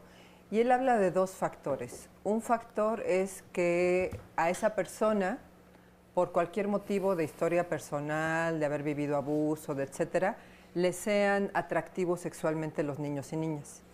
Ese es un factor. Y puede haber mucha gente que esté en esa situación. Sin embargo, sin el otro factor, que es la decisión de actuar el abuso, no hay agresor sexual. Entonces, me parece un riesgo decir, los hombres que son tal y cual, porque caemos como en esta cuestión de la discriminación y del estigma social. Por fortuna, no todos los hombres agreden. Claro. Y no únicamente ¿sabes? Los hombres agreden, ¿verdad? Me voy a poner un poquito del lado de las mamás y los papás o los familiares que nos están viendo. O sea, es más bien la pregunta sería, ¿qué señales yo tengo que ver en ya sea mi papá, mi marido o un hombre, decir mi esposa o la mamá de mis hijos o mis primos, mis tíos? O sea, ¿qué podría yo ver como señal de alerta? ¿En qué momento puedo decir los abuelos, por ejemplo? ¿En qué momento yo puedo decir, ups, tengo que levantar las antenitas? Pues una dinámica de extrema cercanía y de búsqueda de espacios para estar a solas con la niña o niño. Me parece que sería lo más puede ser también, sencillo. O sea, un antecedente de violencia. Un antecedente de violencia, pero a veces son y se ven muy dulces y amigables. No necesariamente la violencia lleva a violencia Física, sexual, claro. ¿no? Exacto. Así es. Además, generalmente el abuso sexual es con seducción y no con violencia. Exacto, ¿verdad? Entonces, no hay como un perfil del abusador como que podamos ponerle una etiqueta y Eso es decir lo así difícil, porque el público nos lo pide, pero ahí está lo difícil. No existe un perfil. Aunque esto que nos dice Carolina sí es significativo, ¿no? Porque, por ejemplo, esta escena que dices del tío, ¿no? De repente, un tío que tiene, no sé, mayoría de edad y de repente se quiere llevar llevar a los niños todo el tiempo. Dices, a ver, ¿por qué no estás con los de tu edad? ¿no? O un abuelo que todo el tiempo quiere estar a solas. O sea, esto de la soledad, eso podría ser un poquito de alerta, ¿no? Sí. También, aunque no hay factores como que podamos decir, este es el perfil del abusador, sí podemos decir que en la mayoría, las personas que tienen esa distinción que hace Carolina, me parece muy bien, que en alguna literatura se muestra la diferencia entre un pedófilo y un pederasta, o sea, como con este nombre, como pedófilo, alguien que obtiene fantasías eróticas con niños, pero que no lo lleva al acto, y un pederasta como alguien que ya lo actúa y que puede pues abusar de un menor. Sí hay características generales en los abusadores que se puede decir, la mayoría son hombres heterosexuales, casados, porque también hay a veces como hay personas que piensan que se dan personas homosexuales y no generalmente, aunque también hay algunos homosexuales que son pederastas o que tienen pedofilia, la mayoría son hombres heterosexuales y que están casados y que viven en una relación de pareja, ¿no? No tenemos una estadística 100% como fiable, pero el porcentaje más o menos en el mundo es el 27% de los casos es el papá o la pareja sexual de la mamá. O 27%. El padrastro.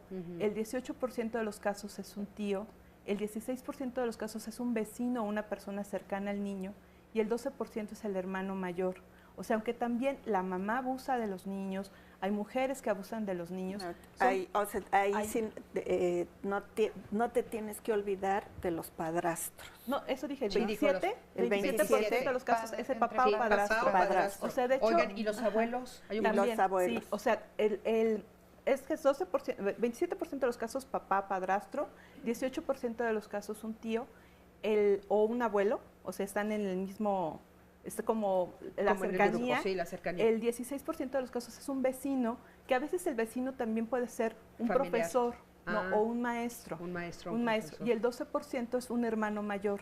Oye, hablando de esto, cercana. Vamos a ver a escuchar el siguiente testimonio. Sí, adelante, si me puedes platicar, por favor, que justo algo así te sucedió a ti. Sí, muchas gracias por darme la oportunidad de compartir mi experiencia. Yo viví toda mi infancia y mi adolescencia con violencia, ¿cómo se llama? Sexual. Mi hermano también. Las consecuencias de esto es de que hasta hoy en día soy una persona muy agresiva, porque aprendí desde niña a defenderme de mi tío. Es mi tío el que abusaba, violencia sexual, como dijo la doctora Laura. No siempre es tocar, sino también el hecho de masturbarse.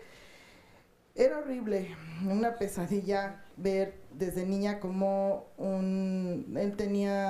me lleva 11 años porque todavía vive, masturbarse, pues yo no entendía qué era eso, o sea, al grado de ahora lo entiendo, hasta eyacular y hacer con su semen, tragárselo, era asqueroso.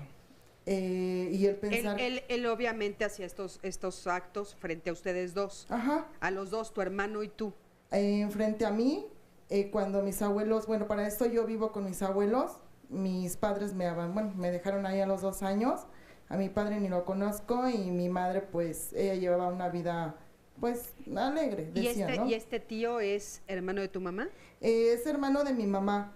Después voy a terapia, pero me concluyó la psicóloga que posiblemente era mi hermano, que era hijo de mi mamá, que era su primer hijo, porque mis tías lo quieren demasiado, al grado de que yo les platicaba, sí me creían, porque mis abuelos eran de creencias, de Zacatecas, entonces pues nada más lo golpeaban, y ya sentían que con eso ya solucionaban.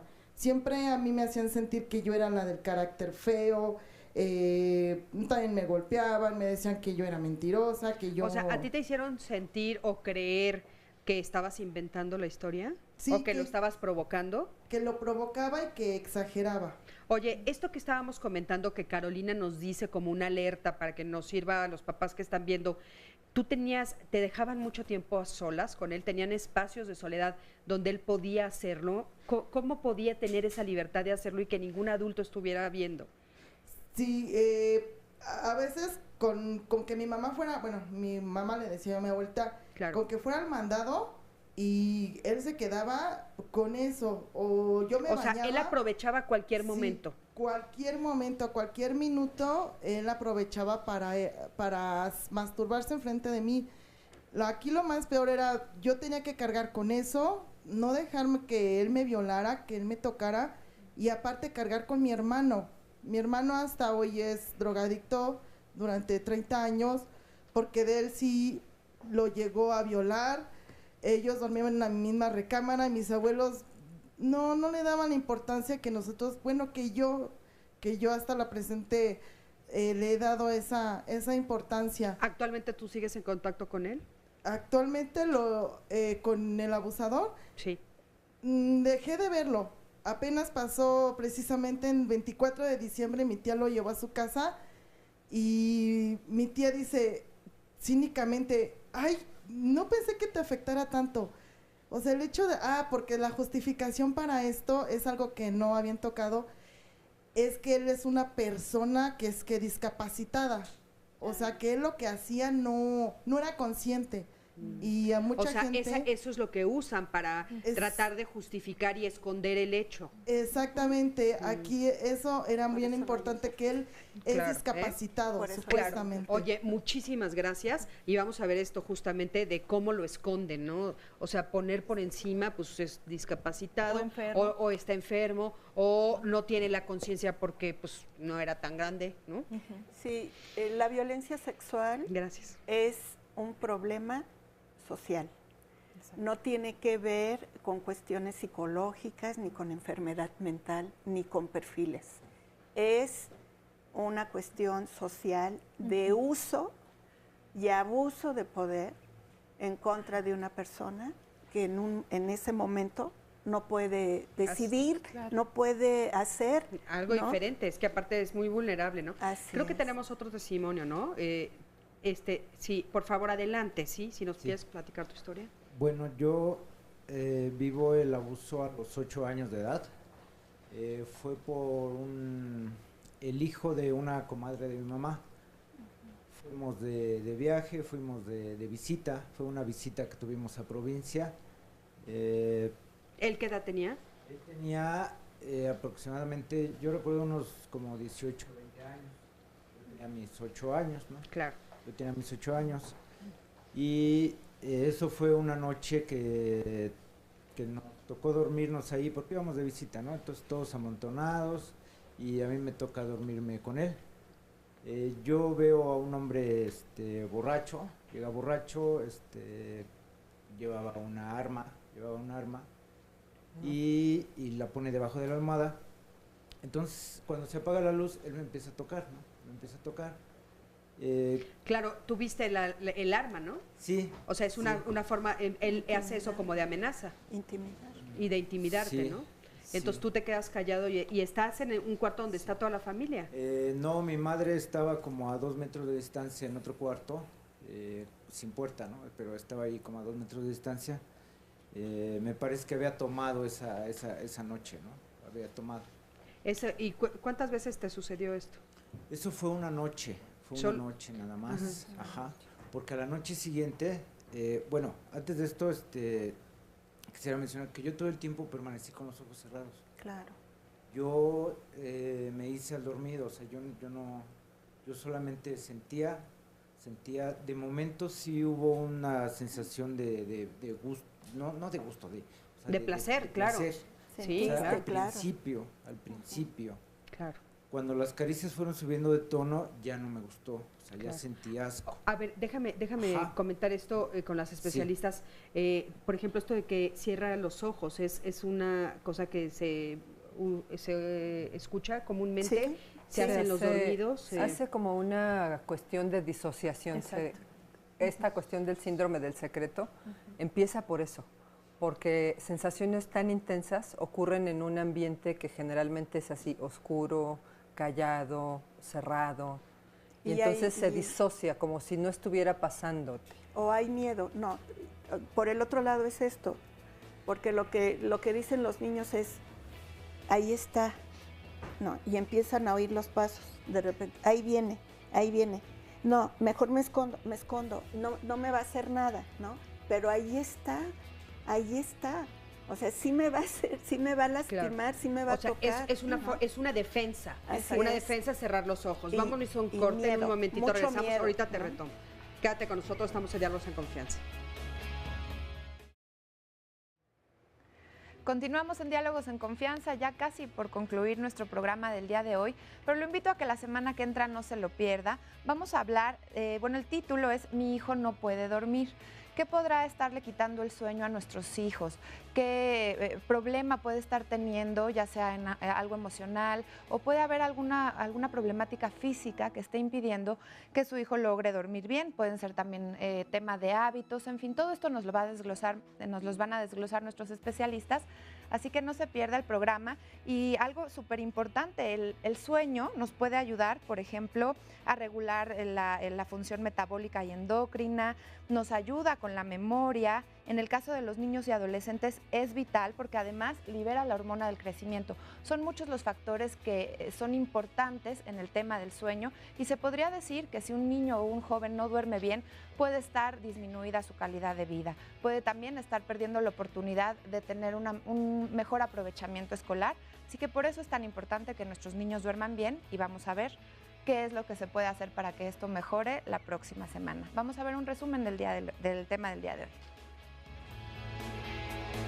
La violencia sexual sí tiene un sustento de poder y ese sustento de poder está inmerso en la sociedad.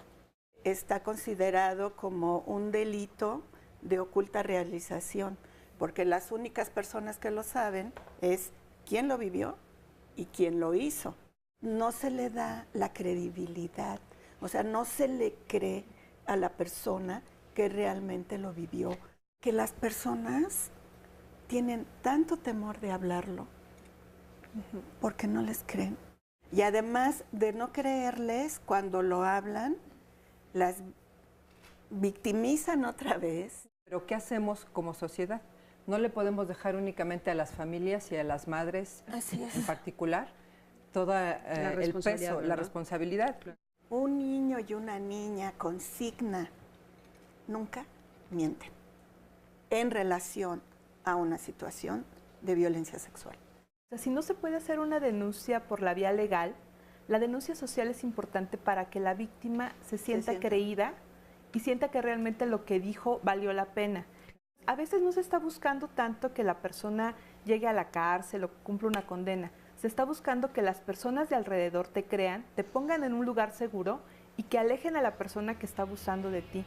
Eso solo ayuda a que la víctima pueda empezar su proceso de recuperación. Entonces, bueno, pues ya estamos aquí de regreso, como vieron, ha estado muy interesante este programa y nos quedamos con un testimonio aquí anónimo en el público y a mí me gustaría cerrar tu caso preguntándote, bueno, ¿cómo estás hoy? ¿Cómo pudiste superarlo? ¿Qué fue lo que hiciste para poder superar este abuso que viviste?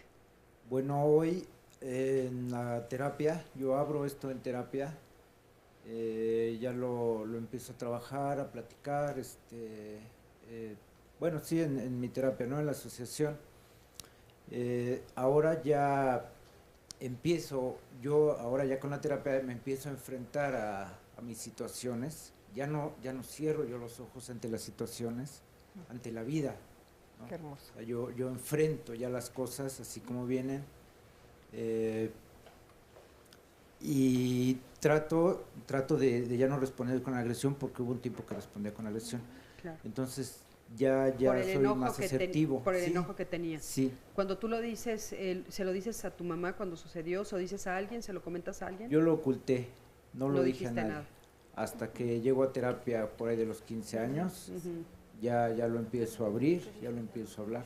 Ah, ok. Muchísimas gracias. De verdad, gracias por tu testimonio. Si le pasas a la otra persona, Sandy, me querías decir. Sí, mientras algún tanto comentario. les comento, aquí nos dice Ofelia que fue abusada por su hermano y nos dice, esto me ocasionó un problema, ya no confiaba en los hombres, sentía un complejo de inferioridad, ya no podía hablar con nadie. son las consecuencias, ¿no? Él nos narra que fue que era sí. violento. En el caso Estaba de ella, enojado. dice que le costó mucho trabajo relacionarse con los hombres, se casó, pero afectó la relación de pareja con su esposo. Por eso lo importante de trabajarlo en un grupo, Claro, en una y terapia. decirlo, ¿no? Sí. Oye, y bueno, ahorita Especializar, vamos a retomar a otro testimonio que tenemos aquí anónimo en el público, pero a mí me gustaría que nos dijeran otra vez, nos están preguntando otra vez a través de Facebook y las redes sociales, los focos rojos.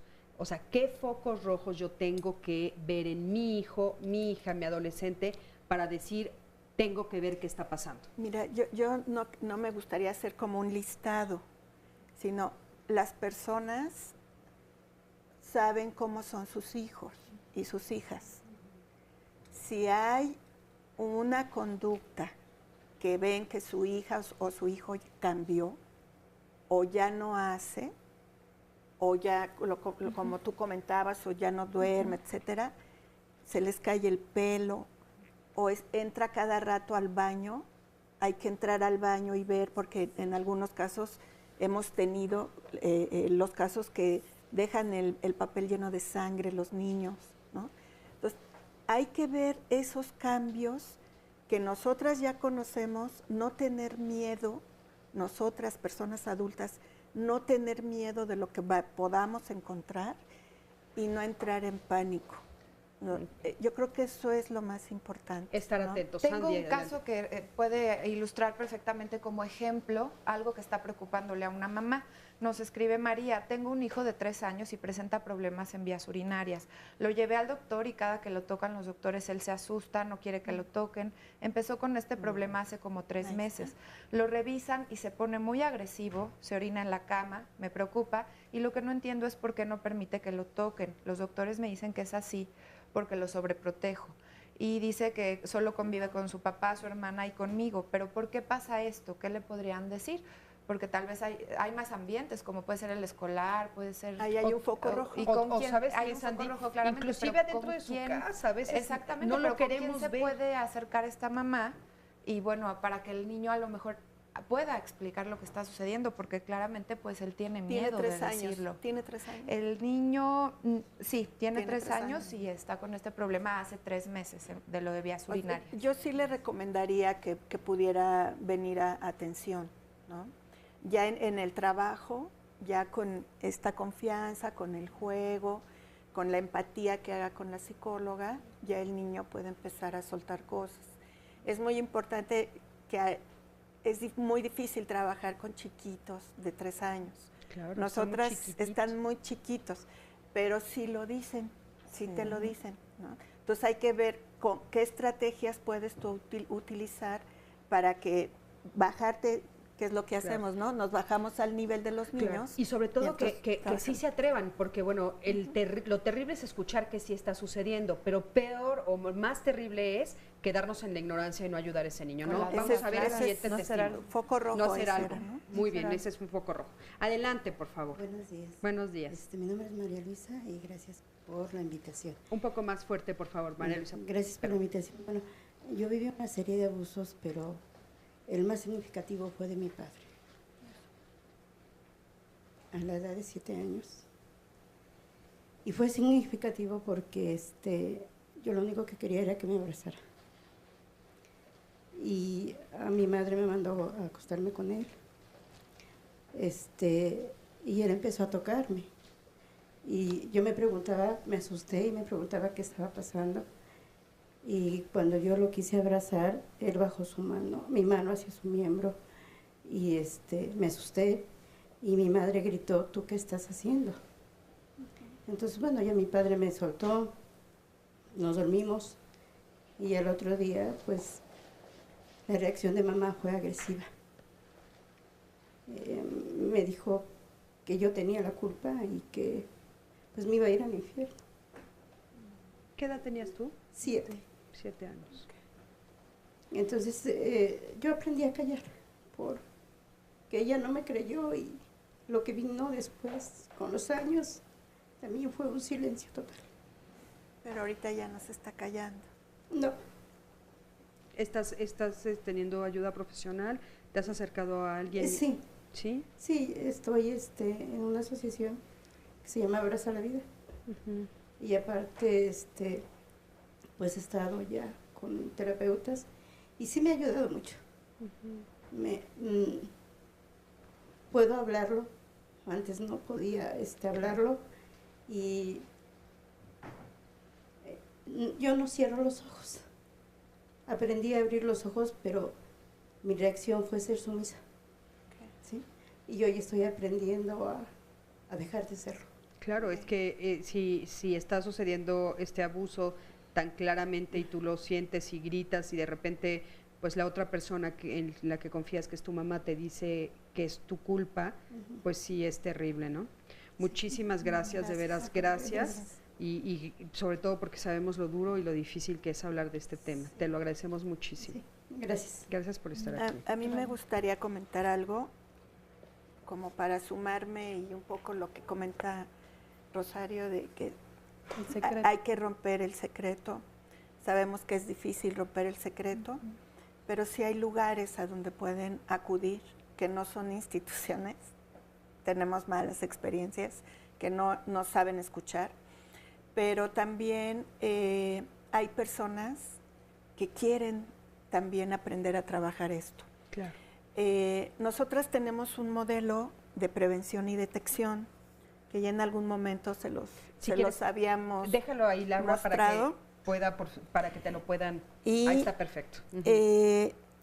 Como no tenemos mucha difusión, claro. Cada verano trabajamos con profesionistas para que puedan prevenir y detectar ¿dónde pueden violencia sexual infantil. En ADIVAC, pueden venir a ADIVAC. Como tienen mucha difusión, también algunos profesionistas nos llaman y nos dicen queremos el curso. Ahorita vamos a dar un curso el 21 y el 22 de diciembre. Va a ser todo el día, va a ser así de inmersión. Trabajar todas las técnicas. Aquí está el manual, aquí vienen todas las técnicas para trabajar con niños y niñas. Nosotros los talleres que hemos dado con niños y niñas de verano, de 90 niños y niñas que llegan de diferentes edades, de 4 a 17, el 75% abre una situación de violencia sexual. Entonces, es muy grave, estamos sí en una violencia muy fuerte y más de violencia sexual y que casi nadie lo nombra, casi nadie lo habla. Por eso al principio te decía, hay que llamarlo por su nombre. Claro. ¿no? Bueno, las personas que nos están viendo, por supuesto que en pantalla estás viendo todos los teléfonos, donde ustedes se pueden comunicar a ADIVAC para que puedan tener acceso a este manual, pero sobre todo también acceso a ayuda. Todo la capacitación. Sí, ¿no? Están los teléfonos de nuestras 3 especialistas, por supuesto, y Sandy de todas maneras los va a poner en las redes sociales. Aquí vamos a poner todo. Y nos están preguntando sobre los abusos entre niños. Y bueno, aquí en el programa y escuchamos todo el tiempo las formas de violencia que se dan en las escuelas. Y por ejemplo, aquí nos dice una llamada que su hijo de 6 años fue abusado por un compañero. Me comenta mi hijo que hace unos días fue al baño, el niño lo siguió, hizo que se bajara el pantalón, le tocó el pene y pompis y después le dio 10 pesos. Este niño lo sigue haciendo, pero mi hijo me comentó que le gusta. Entonces ahí hay mucha confusión y pregunta a la mamá, ¿cómo puedo ayudar a mi hijo? Y además ya le dije a la mamá y lo negó. Y como este caso, pues hay más en donde son niños con alguna diferencia de edad, pero ¿qué le podrían recomendar a los padres? Es que yo creo que sucede lo mismo, ¿no? Es más fácil decir abusaron de mi hijo que mi hijo abusa, ¿no? A ver, Carolina, adelante. En Reguilete estamos ahora desarrollando un modelo de justicia restaurativa para aproximarnos justamente a adolescentes que están en la posición de asumir la responsabilidad sobre lo que han hecho y de aceptar intervenciones. Se está desarrollando ese modelo, hemos capacitado personal de DIF, reciente experiencia que hemos tenido en Aguascalientes, justamente con la prevención del abuso sexual de forma multisectorial y la intervención protocolaria, porque no basta la intervención, hay que documentar los casos y para eso existe también un proceso de estudio de aprendizaje. ¿Para qué sirve documentar los casos? Para comprobarlo, para que si la familia y la persona decide denunciar y mantenerse en la denuncia, no en todos los casos, como decía Rosario, es pertinente o posible, pero que haya pruebas. Claro. Exactamente, y que esas pruebas no se pierdan en el camino. Entonces hay que tener la experiencia y la capacitación adecuada para poder hacerlo justamente de forma adecuada. Entonces, bueno, los adolescentes cometen los abusos en muchas ocasiones porque han sido víctimas, no en todas, a veces han sido socializados para apropiarse de la sexualidad de los otros y las otras, ¿verdad? Hay que discriminar cómo, pero sí se puede intervenir. Claro. Claro. Eso es muy Y en importante. este Sí. caso que pueda venir, que venga a Que se terapia. acerque, O sea, sí. sí vengan a terapia. En la Claro. terapia Sí se también puede. podría encontrar este niño algunas herramientas para Sí. defenderse, porque bueno, probablemente el niño va a Y en estar el cerca curso de todavía en verano. el caso Claro, de las y escuelas. lo sienten vulnerable, ¿no? Como dices. Mira, Sí. y tenemos también Manual. este folletito que lo pueden conseguir en Adivac. Y este es el ABC de la prevención de la violencia sexual infantil. Hay ¿Este varias. es para los papás también? Para los papás, sí, y lo pueden adquirir, o sea, pueden ir por él a la organización y ahorita quien quiera les puede obsequiar uno. Bueno, nosotros también en la sexoría tenemos un taller para prevenir el abuso sexual para la infancia, para papás, y otro que se llama Cómo hablar de sexualidad con tus hijos, porque a veces el tema de sexualidad es un tema que es complicado para los papás hablar. Se piensa que hablar con los hijos de sexualidad es hacerlos perder la inocencia, pero es más bien es hacerlos perder la ignorancia. Y un niño informado va a ser un niño protegido. Estamos dando nuestro taller de prevención de abuso sexual infantil para papás en el Museo Memoria y Tolerancia. Lo empezamos en enero, todos los sábados de enero, por si algún papá está interesado, pueden venir. También damos cursos para profesores, porque nos damos cuenta que el maestro es muy importante que esté capacitado para detectar el abuso sexual infantil porque tiene a muchos niños. Entonces damos constantemente talleres para los maestros, para los profesores, y también tenemos cursos para niños desde 3 años de edad hasta 12 años de edad, y nos dedicamos justamente a eso, a prevenir el abuso con los niños, para enseñarles que ellos tienen herramientas emocionales, tal vez no para impedir un abuso porque están pequeños, pero sí para hacer que el abuso no se perpetúe en su vida. Claro. Y para hacer que más rápidamente lo puedan superar. Un abuso sexual no tiene por qué marcar la vida de un niño, claro. Pero si nosotros tenemos las herramientas adecuadas, eso puede ser algo que solamente esté en un momento en su historia y que no se quede durante toda su vida. Muy bien, entonces, Rosario, estamos para muchísimas servirles. gracias. Pues bueno, les quiero agradecer a las tres, de veras fue delicioso tenerlas aquí. Agradecer muchísimo a los testimonios, a todos los testimonios que vinieron el día de hoy aquí, a los que nos permitieron grabar su historia, a ti que siempre estás del otro lado de la pantalla y que este programa tiene sentido, gracias a ti. Y Sandy, muchas gracias a la gente que también participó en redes. Nos vemos la próxima semana aquí en Diálogos en Confianza. Hasta luego.